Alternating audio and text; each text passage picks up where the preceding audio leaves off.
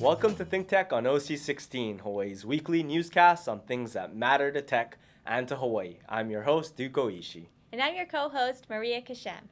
For many years, Jon Van Dyke was a popular law professor and prolific legal scholar at the University of Hawaii William S. Richardson School of Law. He was a well-known practitioner in international, human rights, environmental, ocean, and constitutional law. He passed away last year but left a huge legacy.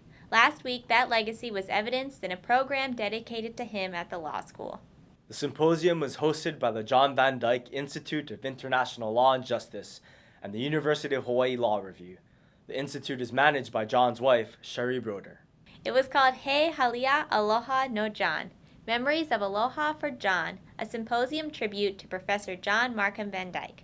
First, welcoming remarks were given by Avi Soifer, Dean of the Law School, Denise Antolini, Associate Dean, and Sherry Broder, Director of the Jon Van Dyke Institute, who is also a professor at the law school. The symposium was organized by an impressive committee that included Governor Abercrombie as well as Mayor Caldwell, both of whom proclaimed February 1st as Jon Van Dyke Day, with a host of federal judges and prestigious sponsors, all of whom joined to honor the memory of Jon Van Dyke. The program opened with a keynote by Jerome Cohen, an American lawyer who has spent a lifetime practicing in China.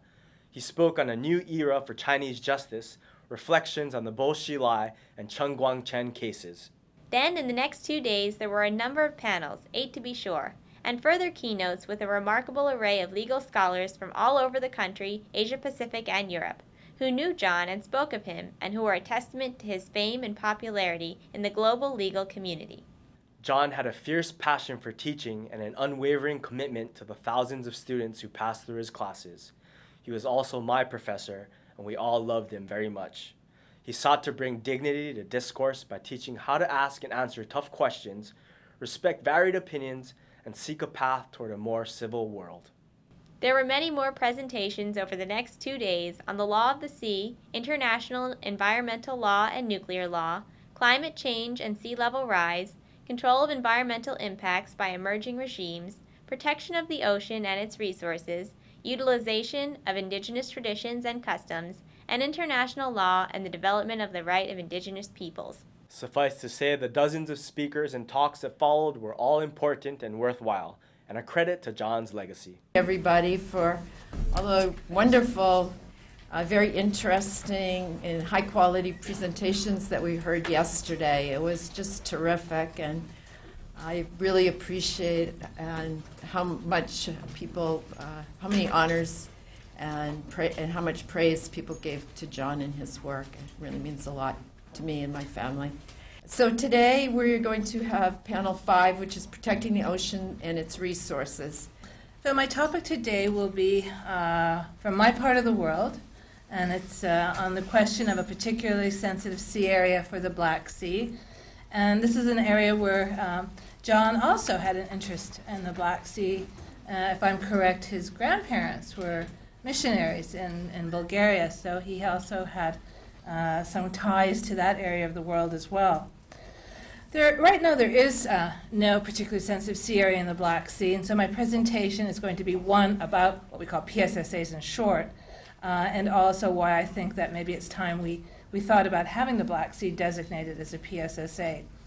And this particularly sensitive sea areas are specifically related to shipping activities. And just in general, I've listed, I'm not going to go through all of these, but shipping, while is not necessarily the principal cause of pollution in seas such as the Black Sea, it certainly has a significant impact on the marine environment. And the particular sensitive sea area concept is a tool that was developed at the International Maritime Organization, and probably one of their more significant measures they've taken for the protection of the marine environment from shipping activities. And basically it's defined as an area that needs special protection through action by the IMO because of its significance for recognized ecological, socioeconomic, or scientific attributes, where such attributes may be vulnerable to damage by international shipping activities. Last time I was standing here was about 10 years ago. I was an adjunct here about 10 years ago. That's where I met Jon Van Dyke. And I have to say that on behalf of Erika Rosenthal, my colleague, and I from Earth Justice, we are so deeply honored to be asked to come back here to participate in this symposium on behalf of Jon. He was such a wonderful friend. And beyond being a wonderful friend, as people have said yesterday and on Wednesday night, he was a brilliant professor and lawyer and practitioner.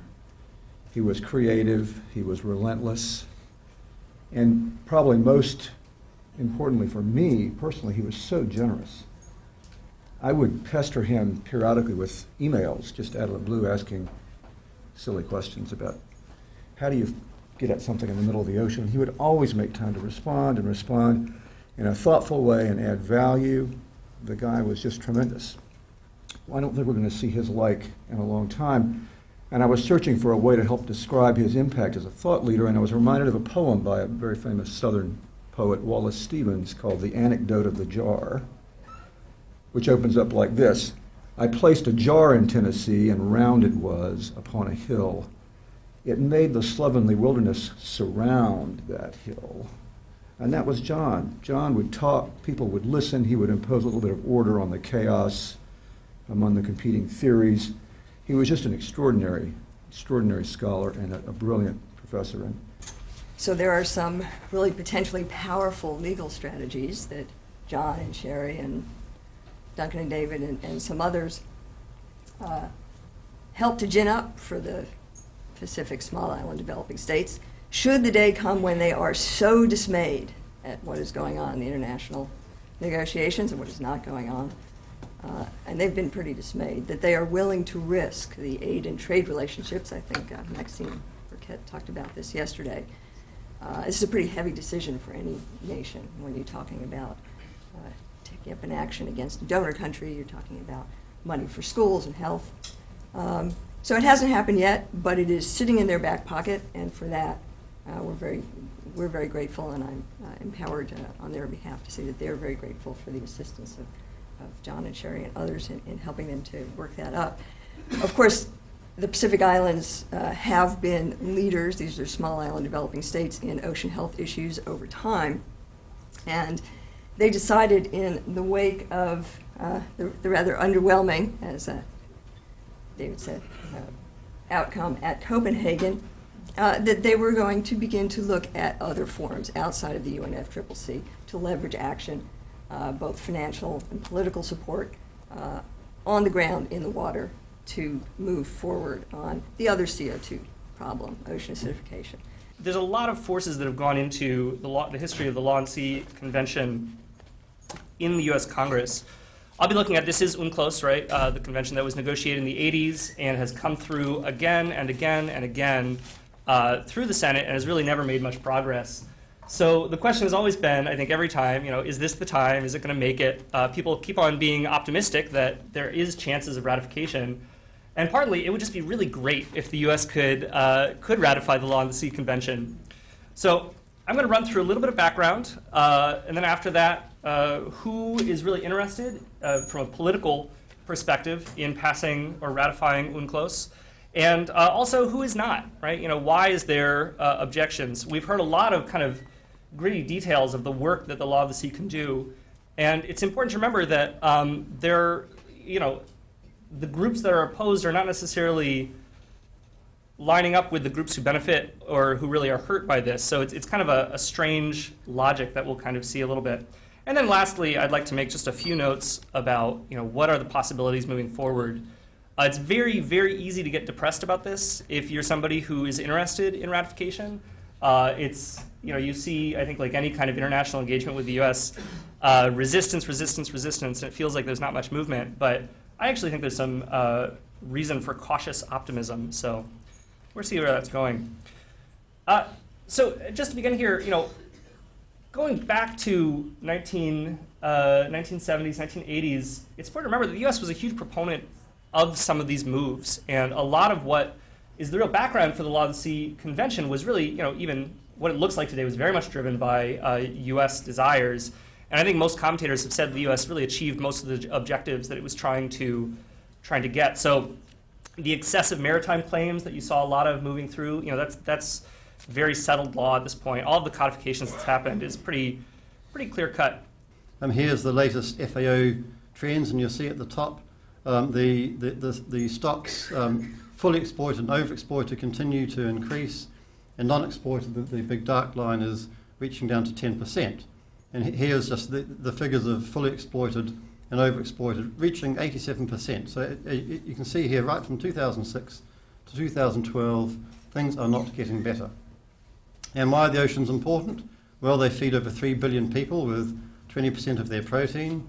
The fishing, overfishing, I should say, is led by China, which is massively underreporting its catches at the moment.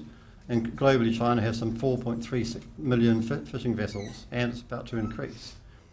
It's estimated that the overfishing and associated damage, such as loss of habitats, is costing about $50 billion per year. And rebuilding stocks could increase returns by $50 billion a year. And here's another reason it matters. The collapse of biodiversity, a very controversial statement, but nevertheless, I think, powerful statement by Boris Webb in 2006. I have the privilege of moderating 3 distinguished colleagues of mine from this school, wonderful school, and one from Seoul. Along with many other passions that Jon had, human rights was one. And he and I taught human rights together, and we also discussed issues pertaining to human rights. You probably know or don't know that in Asia, there is no regional body on human rights. European Human Rights Commission, all these regional commissions, courts, and Asia at the present time has no regional body on human rights. And Jon was very keen to see that even if China, India, all this kind of diversity, Japan, Korea, they can't agree upon a regional body, at least in these Pacific islands, there should be a regional body. And Jon and I worked on that for many, many years. He did most of the work. I simply talked with him, discussed the issues with him, and he, from New Zealand to Australia to all these Pacific Island countries, he's the one who had been working on it. Now, during the years that Jon and I were colleagues, I often took advantage of his open door policy. He had a sign, by his office door that said, "Walk-ins welcome," and I did. I could always talk to him about China and international law, and I always benefited from his support and expertise. Now, I remember years and years ago, it might have been when I first came here, Jon and I were on a panel here at the law school together, and it was about human rights in China. And I focused on criminal justice. And as part of my presentation, I asked, when will the Chinese criminal justice system be truly reformed, and when will people in China enjoy the rights inherent in a free and fair trial? And Jon said, when people in China make these critiques and press for these rights. And in fact, in the years since we did this, and certainly even since 1996-97 reforms, the criminal justice system has been changed many times, and to a real extent it has been because of the critiques of legal reformers in China, legal experts, rights defense lawyers, including the most recent reforms, both announced with the amendments to the criminal procedure law that went into effect last month, and possibly the end to the re-education through labor administrative punishment. Both of these were raised and discussed by Jerry Cohen in the opening lecture for this conference. This is something we can laugh about, or maybe cry about. My paper is really about the impact of the Convention on the Rights of Persons with Disabilities in the Asia Pacific. But because every time I give a talk like this in the Asia Pacific, the first question I always get is, when is the U.S. going to ratify? And of course, that's a painful question. And I thought maybe I was going to be able to answer it soon because the Senate did vote in 2012, and we almost got there. 61 senators voted in favor of ratifying. Number of Republicans voted in favor of it. You can see Senator McCain there. Doesn't look very happy. And the reason is because of Rick Santorum on the left, because he led this Stop the Disability Treaty campaign. He actually portrayed it as something that was going to hurt his child with a disability, which I find to be really exploiting his child, but that's another matter. I think Senator Tom Harkin put it very well. He said a minority of senators blocked this important treaty based on a fictitious rationale. The treaty would not have undermined American sovereignty or turned over too much power to the UN. That is indeed the fiction that the opponents of the treaty created. Now, I don't know whether they really believe what they think or whether it's just deliberate misunderstanding of the treaty enforcement process, but I think it's important for everybody to understand that when you ratify one of the human rights treaties, you're not actually giving coercive enforcement powers to the United Nations.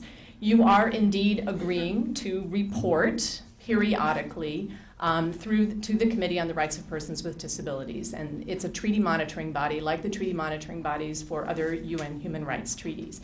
And that committee then issues concluding comments, and activists can use those concluding comments in their domestic lobbying, but there is no coercive enforcement power. The comfort women is the most popular terms among activists and scholars, but I think there's a problem with the term because they are not those, these women are those who are exposed to the comfort.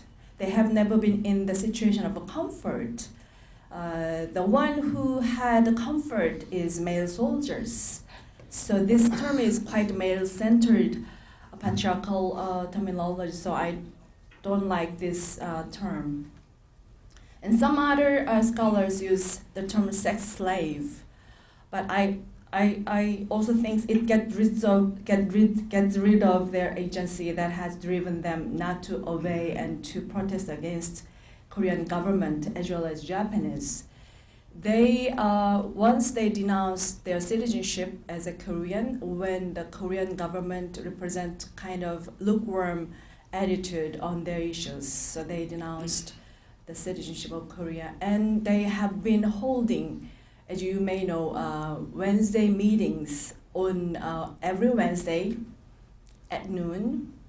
It's been more than 2 decades, starting from January of 1992. Today I would like to talk a little bit about South Korean experience, but it is very much related to my recently published book. I have done research on Asia in general regarding the development of Asian human rights system. Even if Asia does not have a region-wide court or commission, I argued that recently Asia had seen the development of the elements of those systems in terms of norms, institutions, and also enforcement mechanisms.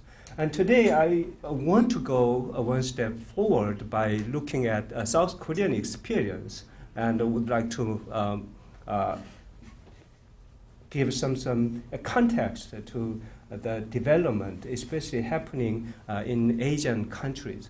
Ruth Hankin mentioned regarding the compliance with international law in this way. Almost all nations observe almost all principles of international law and almost all of their obligations, almost all of the time. This statement raises a question: how are they actually implementing international law, and what are the real process that they are going over? We're glad the symposium took place, and we're delighted so many people came to celebrate their relationships and scholarship with Jon. It's a credit to his work, his memory, his students, the William S. Richardson School of Law, and to the legal frontiers of our time. Jon's view of things can be summarized in 2 quotes, one from the poet Johann Goethe. Treat people as if they were what they ought to be, and you help them to become what they are capable of being. And the other from Indian leader Mahatma Gandhi. Be the change you want to see in the world. These are perfect principles for a teacher who cared so much about his students for so many years.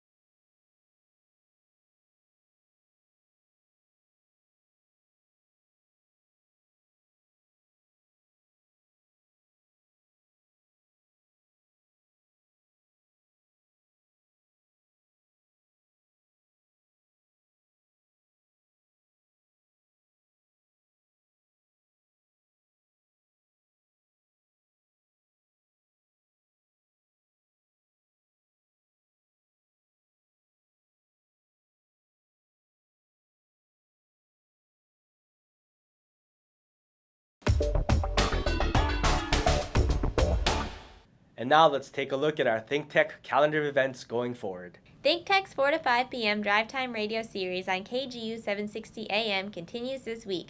Tune in to 760 AM for Tech on Wednesday, Asia in Review on Thursday, and ThinkTech Fridays on Friday. Raise your awareness on ThinkTech Radio.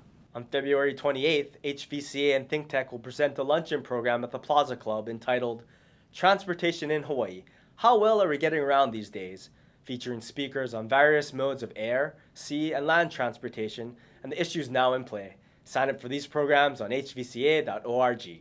And now, here's Bill Spencer, president of the Hawaii Venture Capital Association, with this week's Spensation. Bill, this is going to be a really interesting program, this one coming up on transportation, you know.